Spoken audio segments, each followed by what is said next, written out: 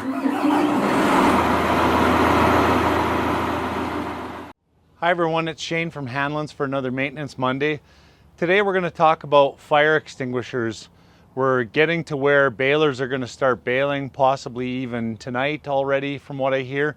And we just want to remind you that to make sure that you have a good water extinguisher mounted on your baler.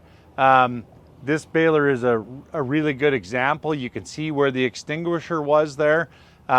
It's a good position because you're on the driver's side of the tractor, so you get out.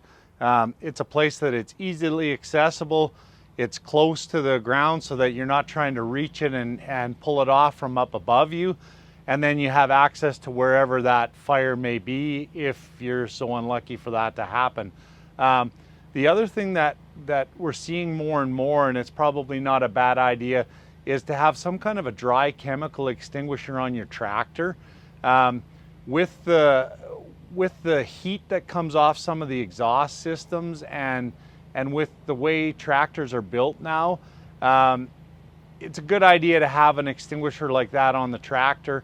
Then you can shoot that powder in and it will smother that fire for you and put it out, because typically there's something electrical that starts on fire, and the dry chemical extinguisher is a good way to be preventing that. Hopefully that helps you out. Thanks for watching.